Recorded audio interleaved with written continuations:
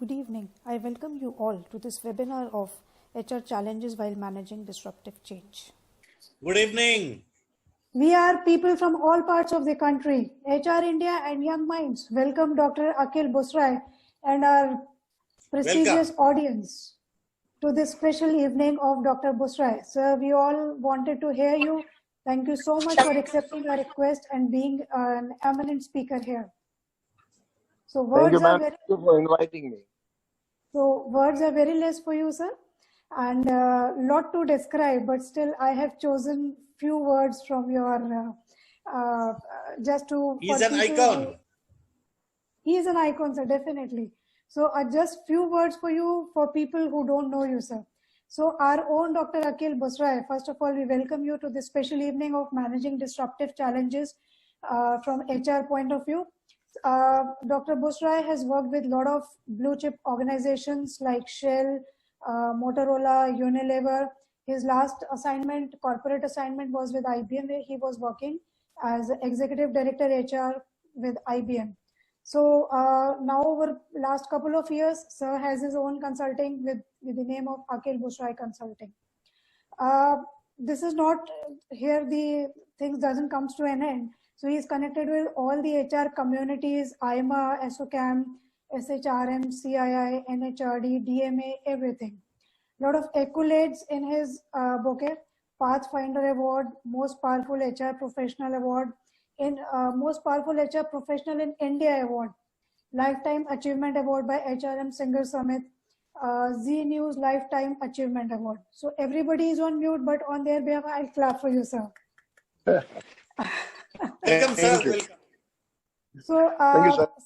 Sir is doing his second PhD. I mean, people can't do one, and he is managing the second one also. He is a keen student of non-verbal communication and an author on body language. So, in Hindi, we say Sola Kala Sampurn. So, he is an HR professional who is Sola Kala Sampurn. You name it, and he has it. So, we heartily welcome you, sir, to this special session. And from everybody, we welcome you all, sir. We welcome. Thank you very much, everybody. Thank you so much. In fact, I suggest Dr. Aquil Busrai that... Let's hear Dr. Aquil Busrai now. Decided upon disruption. I think sometimes a word gets overused. It becomes a little bit of a ghisa-pita word. And this word disruption in today's last 3-4 weeks or 5 weeks, we have actually been seeing much more overuse of it. But for those of us who are familiar with the dot-com burst, this is like a deja vu. I remember heading HR for Motorola Asia Pacific countries, and those months and weeks were traumatic when the dot-com burst happened. There was uncertainty in the industry. There was complete uncertainty in the trade, in the business. The only difference was there was no disease attached to it like we have COVID-19 at this present moment. But the disruption was as unique, as widespread as it is today. And normally in a disruption situation, the first reaction for many of us and our colleagues in the business is to steady the boat. Don't rock the boat too much. See the boat is somehow steady and do some damage control. What I would like to share with my fellow professionals today is that I have a very different opinion of disruption. And particularly for the HR community, I feel pretty convincingly strong that during disruption, HR should create more disruption. And I'm not saying this in a trivial way. There's a reason for doing this. The logic is that when there is disruption of a major kind like we're having now, sometimes there is no option but to change. You have to change. There's no option. So no force, a Hobson choice, one has to change. And when that change is adapted, people also adopt it. Then sometimes this change is not seen as a one-off situation. More changes will happen. More things will break. More things will get disrupted. And as a result of that, additional disruptions actually becomes part of a current scenario. We come to live with it, we come to accept it. We somehow feel that, oh, there is a lot of disruption going on and one more disruption. So if the lockdown, before the lockdown, there was this news we were watching, and then the lockdown came, and now if the lockdown is supposed extended, it won't come as a very big surprise to many of us, because we are now getting used to that disruptive way of the disruption. When it happens, it also brings about a mindset change. And when the attention in business scenario is diverted from regular business activities, actually it leaves you free time from routine activities. And that is the good opportunity, and from other point of view, to think about future, to think about strategy, which we always thought we do it as a part-time activity. That time also creativity flows. We adopt to the new situation, and sometimes desperate situation calls for desperate solutions. We are much more open to receiving solutions and way out at such point of time, and resistance is low. So working from home, many people were not used to working from home unless you really go down to workstation, work office, etc. One were not used to working from home. Today, after first 2-3 days of feeling like a long weekend, people are actually working more productively now from home than they did earlier going to office. In 3 weeks or 2 weeks, we have seen change in our own behavior. Our people around us have started adapting to change. Why I'm giving this particular context is that when I suggest that HR should actually bring consciously more disruption, there's a reason for it. Way back when I was giving my .com example in Motorola, we realized that we actually had no projects on hand in many countries. And to keep the IT professionals of very high caliber engaged, one had to be very careful that we don't lose them in good times. When good times, crazy problems bring about crazy solutions. So we actually brought about a bunch of our very high potential, high performer people together and floated ideas as to what else can we do with them, since the IT work has come to a grinding halt. Out of about 17 or 19 odd people, we made a list of projects, and some projects were unusual. Store management improvement in the factory.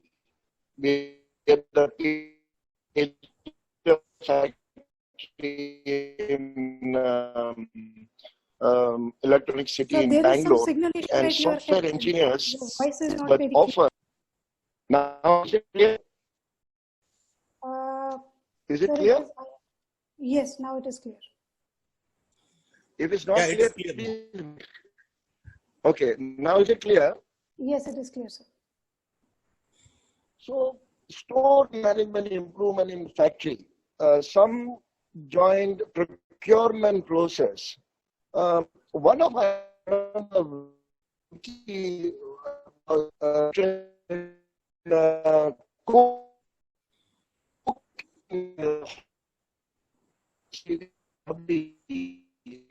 and he offered that you would like to be a cafeteria. No, sir, I beg your pardon, sir. There is a lot of connection issue. The connection issue is there, not audible. Yes, sir, you are not audible. Working on project to create a menu. Okay, let me change my look. Yes, just give me 1 minute. Yes, sir.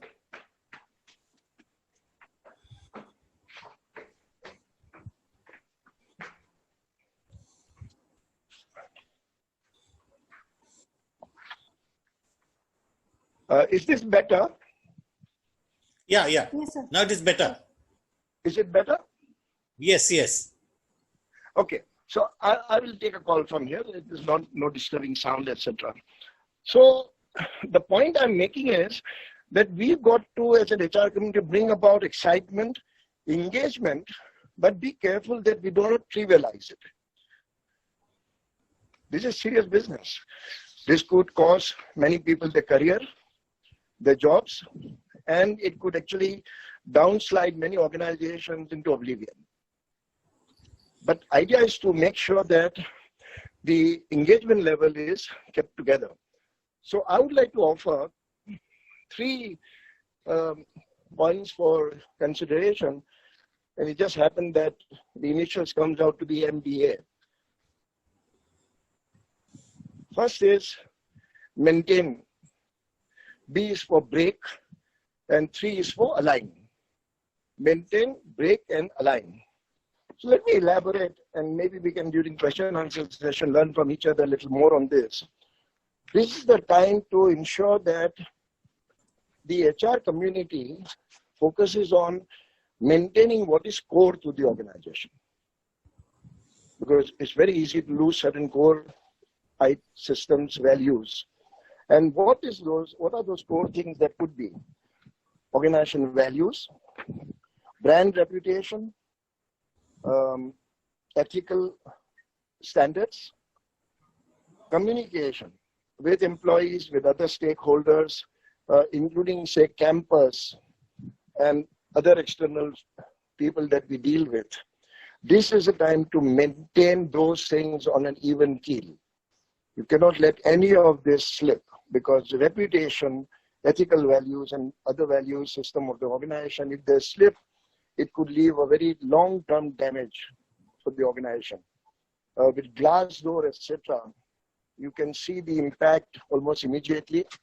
There was a Deloitte research done sometime, I think 3-4 months ago, where 56% of the young responded mentioned that they would value brand reputation of an organization more than the starting salary when taking up a job. So the first principle of what HR should maintain is very important in such difficult times. My second point is a little more from my own thinking, and I would welcome reviews and comments from my fellow professionals today, that break things ruthlessly. As I was mentioning earlier, when change is happening, make the most of it, break more things. Because when you break more things, when you break things, what gives rise is new things that come up which are better than what we have broken. And this is the time to actually break ruthlessly. Nothing is sacrosanct.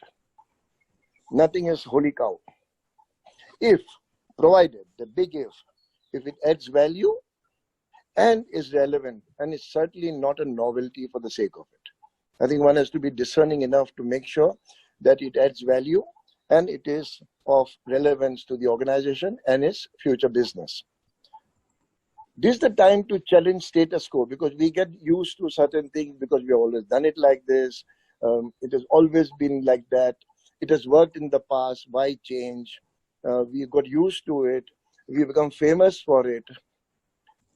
All those are anchors around our legs which has held us back. It has served good results in the past? Certainly not. Certainly it has. It has built up our reputation, but sometimes it's a good idea to say nothing should last forever. Entropy. This is entropy. Time must erode and will erode few things that are held sacrosanct. This is the time to challenge our policies. How well they are written, how well they are accepted. This is the time to challenge the policies from HR perspective proactively. And the point I'm making is proactively. Who was to expect that 3 weeks or 4 plus maybe more lockdown would happen and we would not know whether we would pay our employees or not? Today we are dealing with a situation which is outside the policy book of any organization. This is a time to also challenge our processes. What we have done, can we change? Can we simplify? Can we improve? Can we actually break it? Layers, structures, sometimes we grow with those things as because it has always been there with no time or occasions to challenge them. And if we challenge, it meant extra work and disruption, which was challenged, which was again resisted. Now is the time to make sure that we can at least attempt to objectively identify those issues and bring them about on the table to at least discuss and, if necessary, revise. This is also time to look at hierarchy. Just because people with gray hair or no hair have risen in the rank, it doesn't make them leaders by choice. This is the time to make sure that people who are managerial and technical skills are given a break and given prominence. More young leaders should be encouraged to come up and take helm of affairs. I know it's very easy to say all this. Some of us who have grown used to stars on our shoulders would resist it. But this is no time to pamper any category of employees. The idea that I'm suggesting is challenging status quo. Now, for example, and I thought a couple of examples, and I would welcome more examples from friends here. Why should we have annual appraisal? Just because we always done it like that? Can we challenge the very basic of appraisal and go to quarterly appraisal? Have quarterly goals. Assess people objectively. Use data, big data. Today with AI and data management, we can collect a host of data information and assess people on that. Can we do quarterly appraisal? Why annual increment? Because April is a time when we're all talking about Aon report says we'll give 7.53 increase.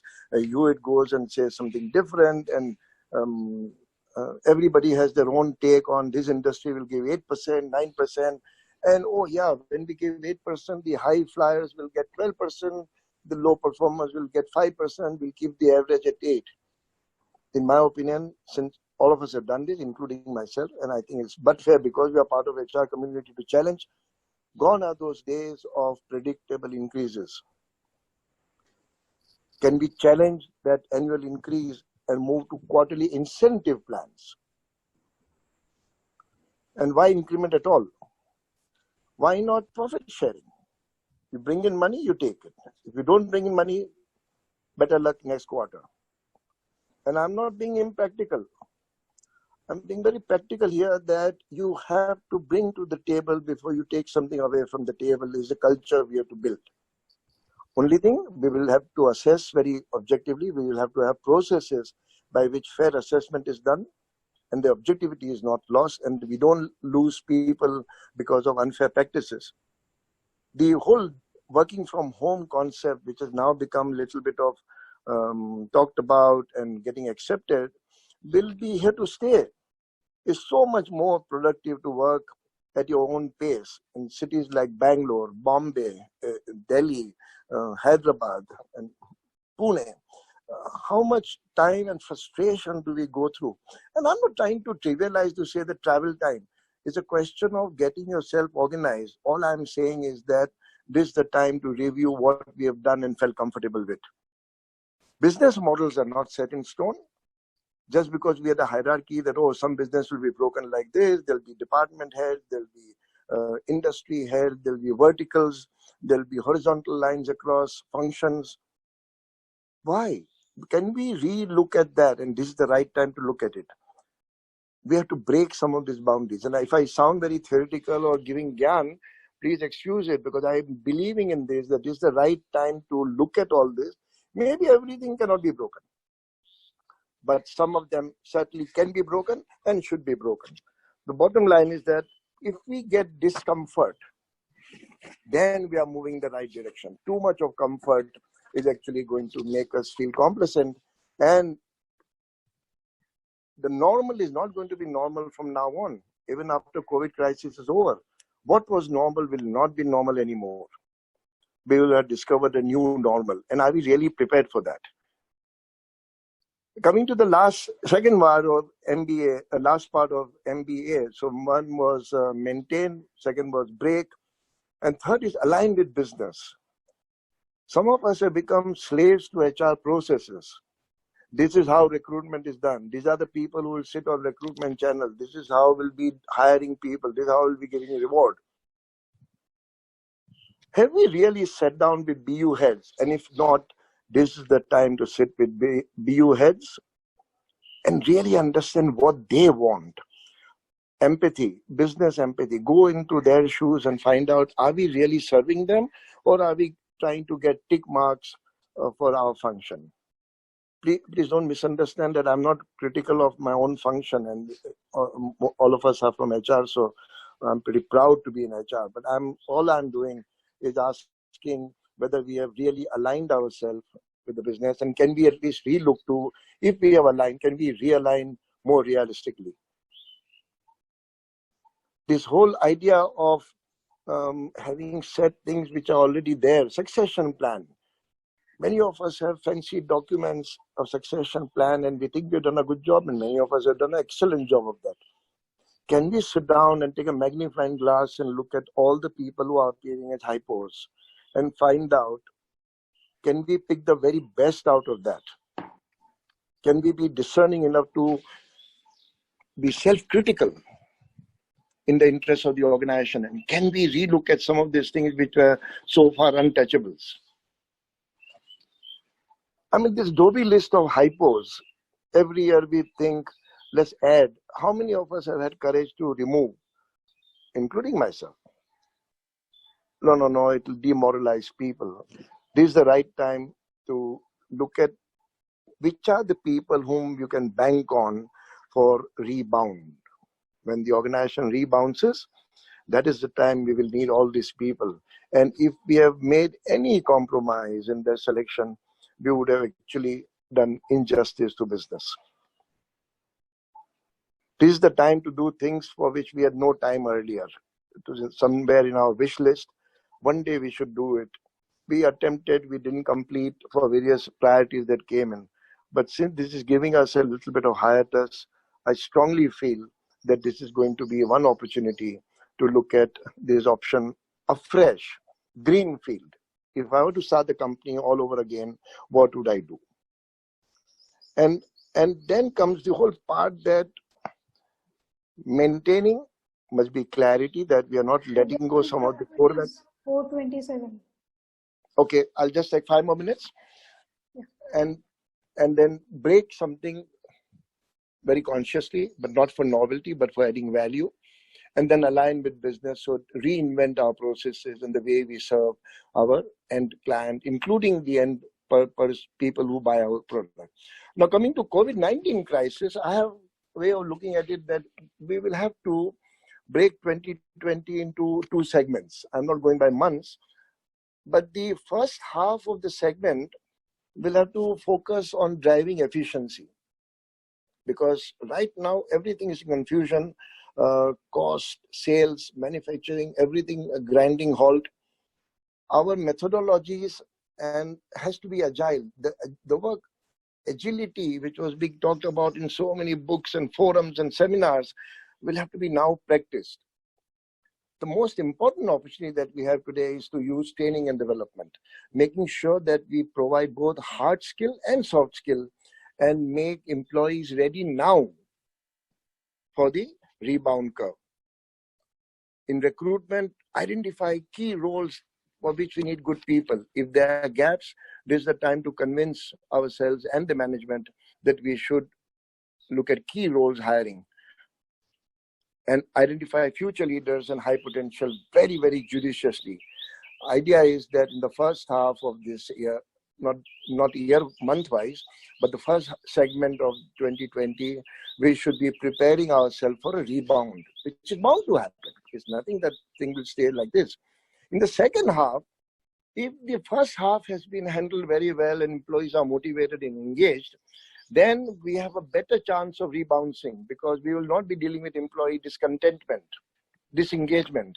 And the 3 areas on which where in the second half we should focus is on how do we incentivize people, recruitment, especially for resilience, and for leadership.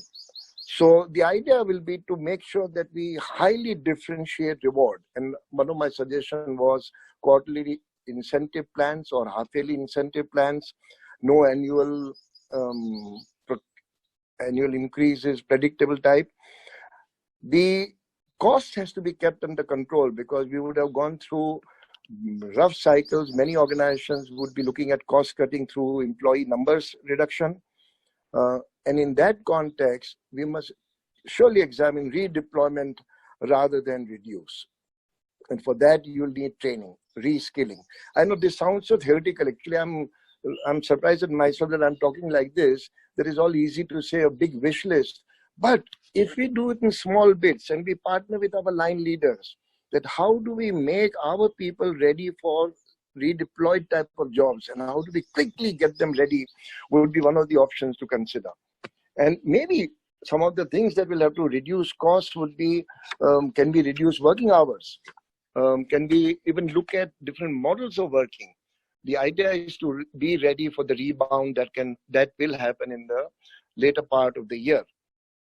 So when we talk about disruption, let me summarize and invite questions that, this is the time to break more things, rather than shy away to only say, let us steady the boat and don't let it rock too much, and this too shall pass away. Of course it will pass away, but can we take advantage out of it? Can we come renewed? And this is the time that proverbial phoenix bird, when it goes every 400 years, it puts itself into the flame and comes out with new feathers. Don't want to be theoretical, but if at all we do a good job during this period, we would have come out of this crisis better shining HR, more value-add HR, and more respected HR of the business. So, Shefali, I would end here and would welcome comments, views, critique, questions from the team. So I think, sir, that was self-sufficient. Whatever you just told us, we actually were looking for these answers only. But yes, I have got a couple of queries over chat, so we'd like to address few of them. The majority of the people want to listen from you that what are the various ways to align with the business heads. Yes, you have mentioned a lot of HR, that quarterly appraisals, quarterly goal sheet should be there, the incentivized policy should be changed. But how can we align ourselves with the business? That's a great question, because this is one question that will come on top of my mind for all of us. How do we align?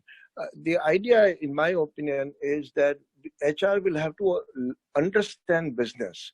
Many of us, and since we are all in HR community, we can talk candidly, that many of the HR people understand PAT, PAB, PBT, CAGR to the last decimal point. But what is it that we lose out, that the business heads are losing their sleep over, misses the attention of the HR people? We'll have to get down to the nitty-gritty of how the business is run. What are the things that the business are slipping over? And can we then proactively say that we will provide people solution for that? Are we getting the right skill set, or are we just chasing numbers?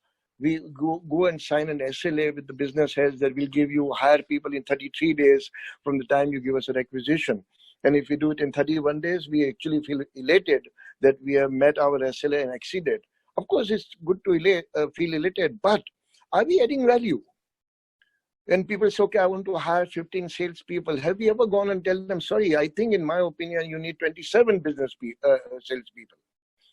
All this can happen only if we understand business. So I think alignment doesn't happen just because we wish to be aligned. All this time we're talking about HR as a business partner. I think it's a shameful thing. Has anybody questioned finance told them that you have to be a business partner? Has anybody in marketing been told that you have to be a business partner? Why we in HR are being always constantly reminded that HR should become a business partner? We are business, provided we are ingrained with the understanding of how the business is managed, what are the pitfalls in running the business, and what are the hurdles. Once that happens, and at the end of the day, we also got to understand our customers. Have we really seen customer as the end user of our product or service? Or do we see customer as our line manager?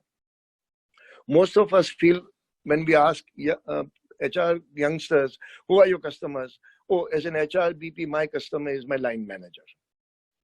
Well, answer is right, actually. But at the end of the day, have we ever gone to what happens at the end? If you permit me, on a very short example, I was heading HR for Shell Malaysia. And one of our annual get-together for the HR community, we sat down in a place called Kota Kinabalu. And over the drinks, everybody was talking generally what happens over the drinks.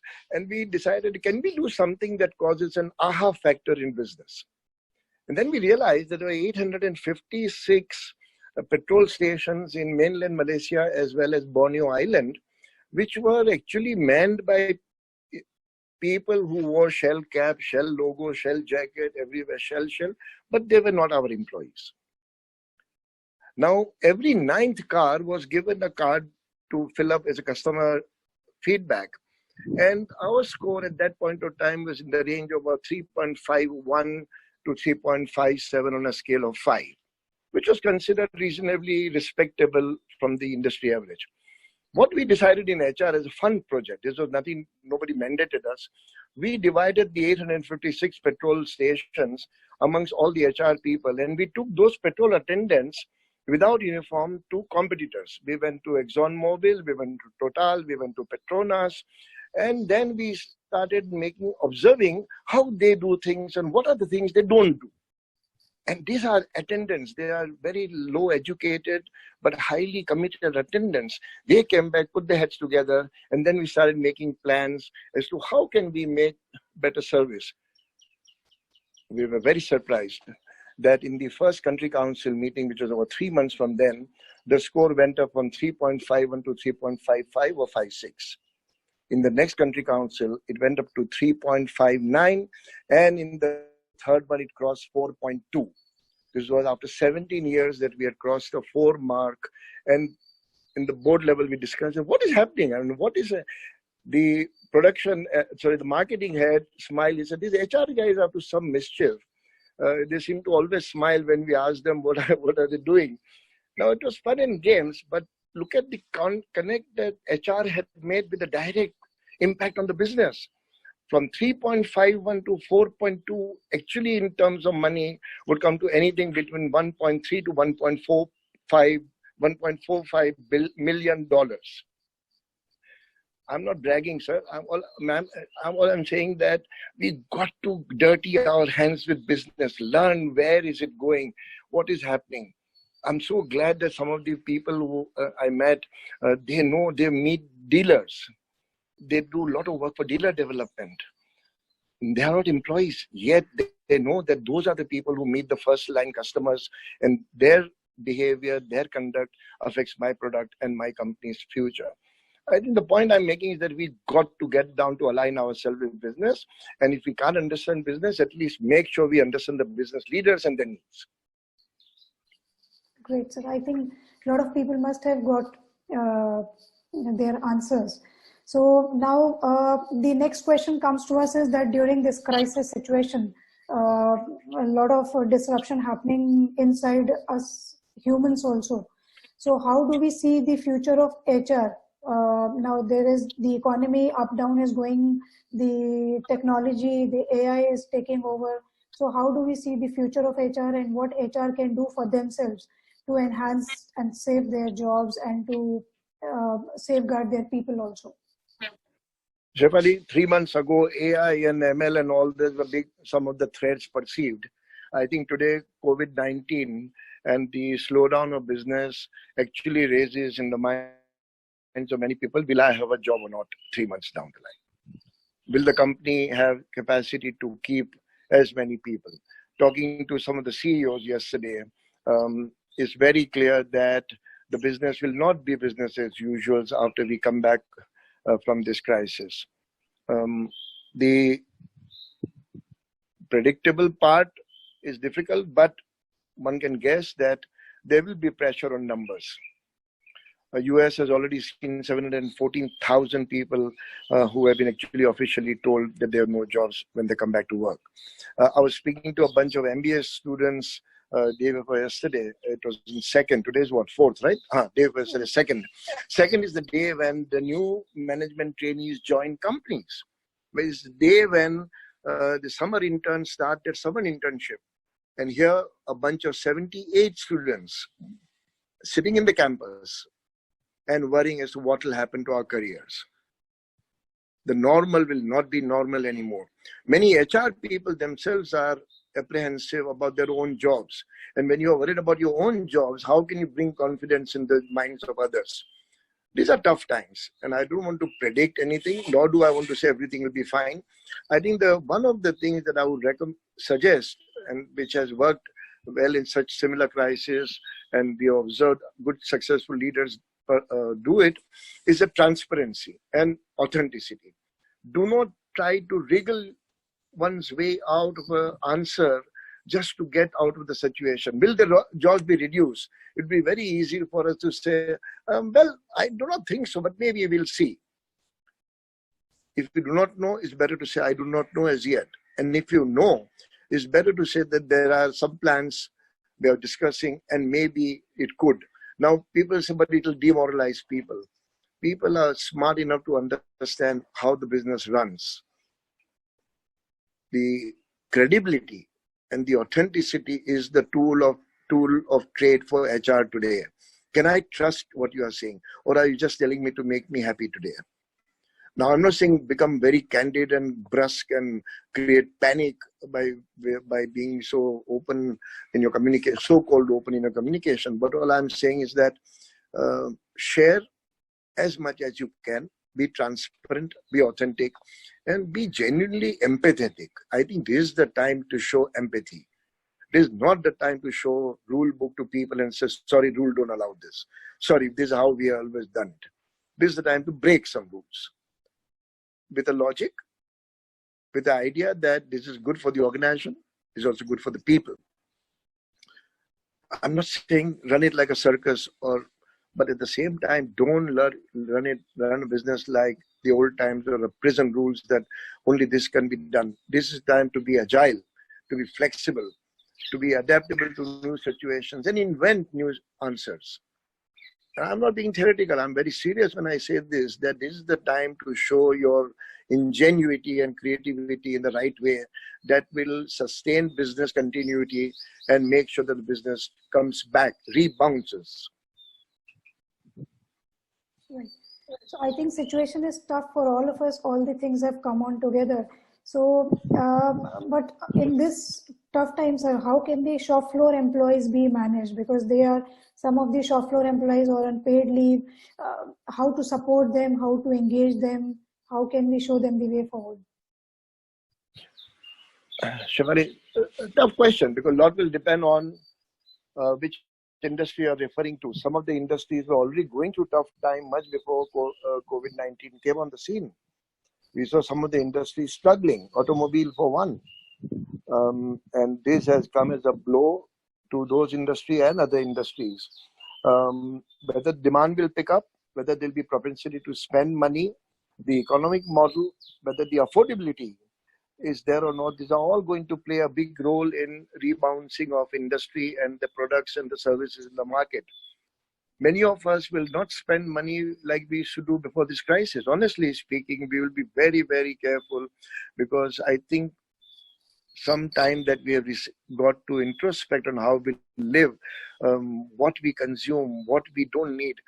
I mean, honestly speaking, you look at your refrigerator now and find out how many things that were piled up there which we thought was required, but now we don't require. And as the fridge is getting empty with consumption at home, we're not buying new things very often.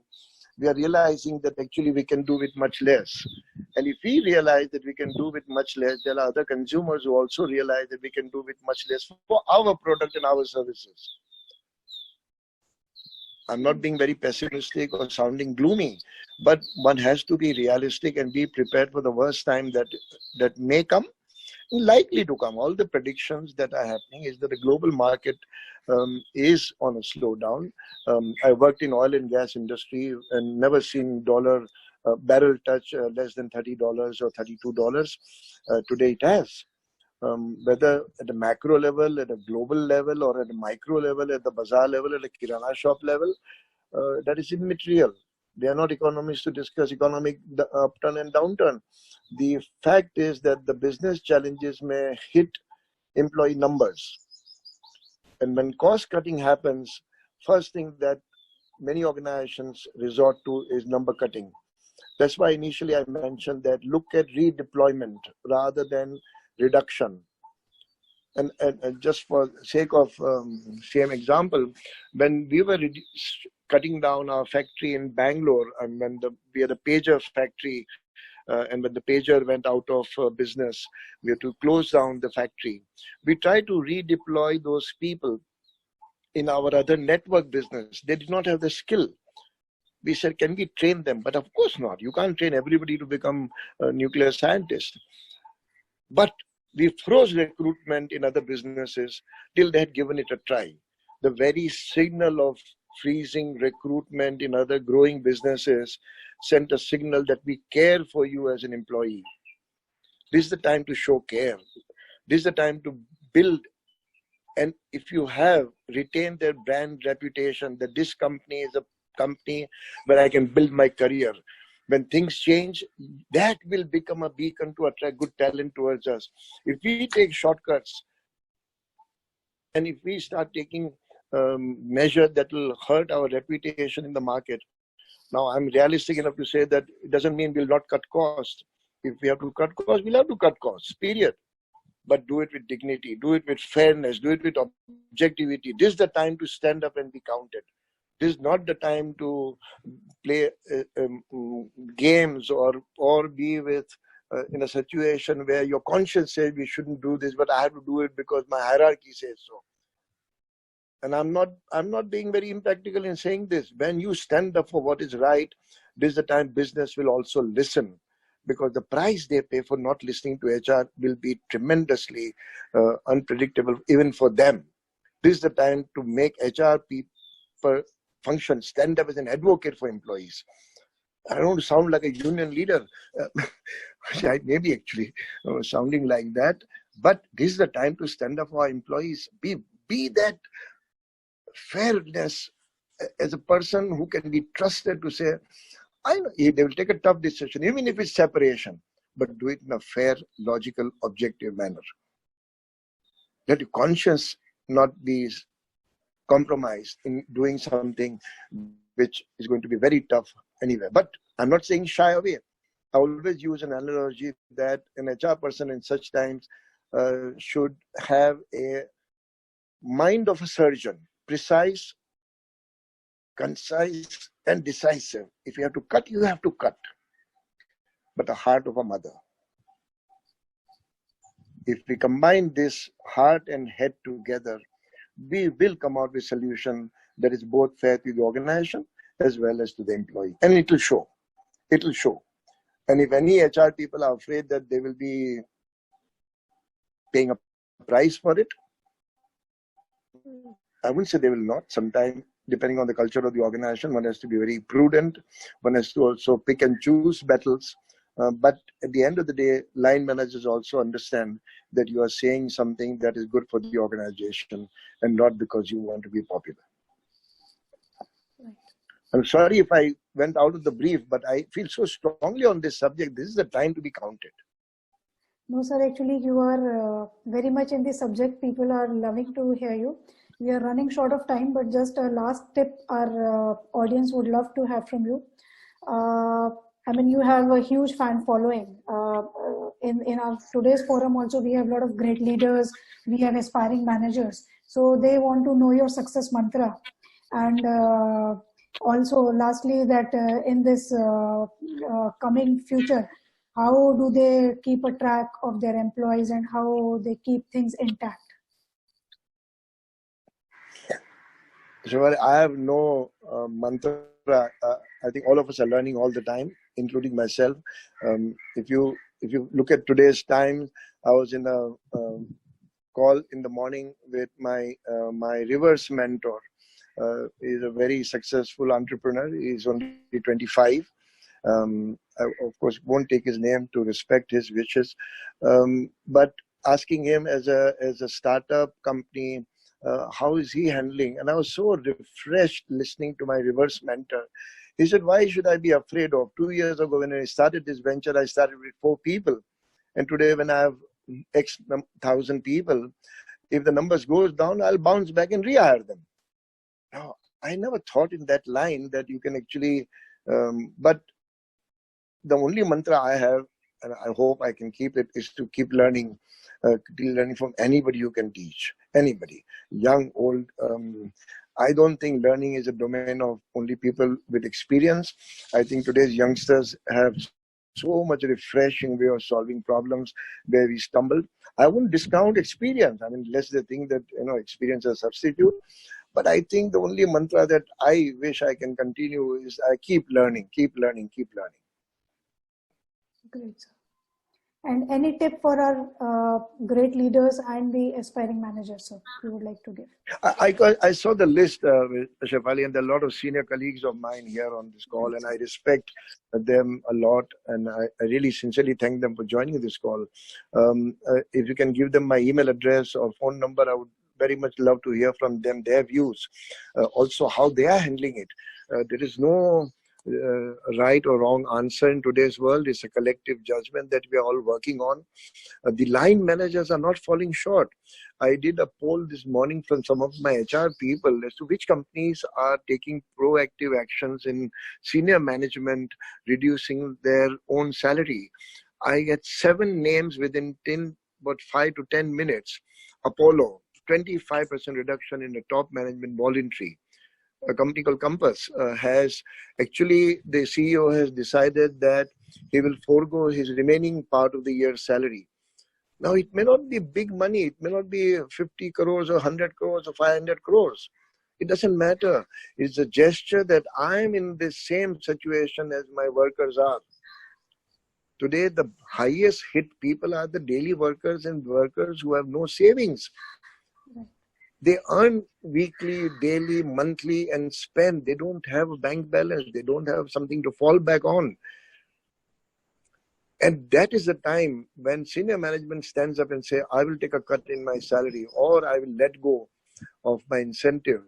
It is not that the money is only important. It's the symbolism that is important. It's the unity that I'm in the same game as other people in the company. This is the time for HR people to create that culture.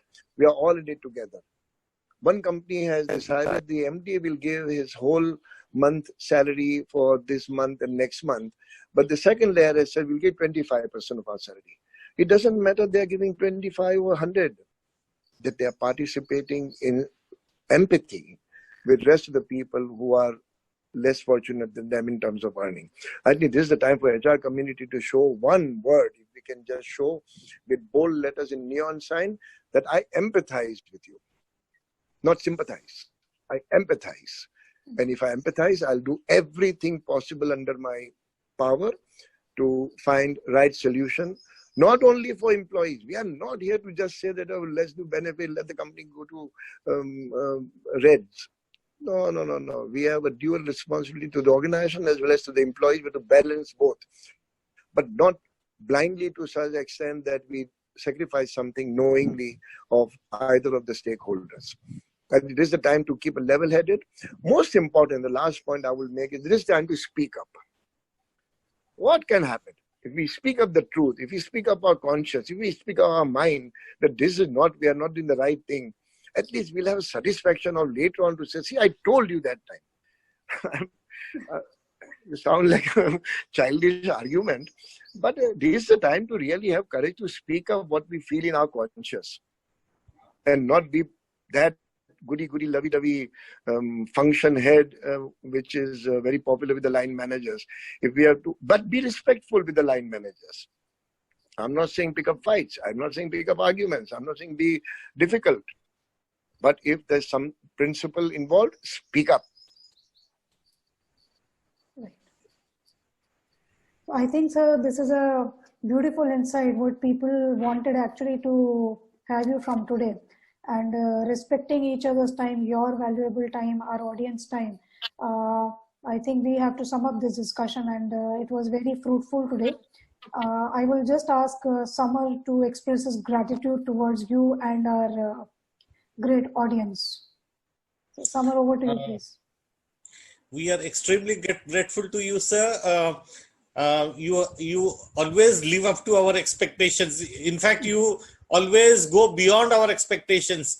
You are one of the very few speakers who is always so convincing, so balanced in viewpoints that I never find that there is anything to disagree with you. We cannot just disagree because your points are so powerful, so convincing, so comprehensive, so well balanced. And in fact, there was a selfish interest with me in inviting you because I'm your fan. I love to listen to you every time. Whenever I see a brochure and your name is there, I make it a point to be there, whether it is CII, NHRDN, or wherever you are. So I had my little bit of self-interest in this, and I'm so thankful that you took out 1 hour for us, and thankful to all the members who are here in big number. They are there, and I request Shefali, why don't you unmute everybody for a while so that we can hear the voice of everybody? So I just have a small request, not a request, basically a reminder. Please remember tomorrow 9 o'clock for 9 minutes, we all have to light a diya or a candle to let go of this COVID and welcoming a new and a great country ahead. So I am just unmuting all, just a minute. Please give feedback or any last question, last 1, 2, 3 questions. Samar, I want to thank all those who have dialed in. I am not being formal, but to dial in on a Saturday afternoon, leaving the family and personal time behind, I would like to sincerely thank them for joining. If there are any comments or observations from what I mentioned or any views, even if contrary, I would like to receive some feedback and learn from that. And if there are any insights that this is how we should do it differently, that would be a big learning opportunity for me. So thank you, Samar, thank you, Shefali, and all the people who are on the call. Thank you so much. I'm very grateful to you. Thank you, sir. And we love to have you here, sir. Thank you so much. Thank you.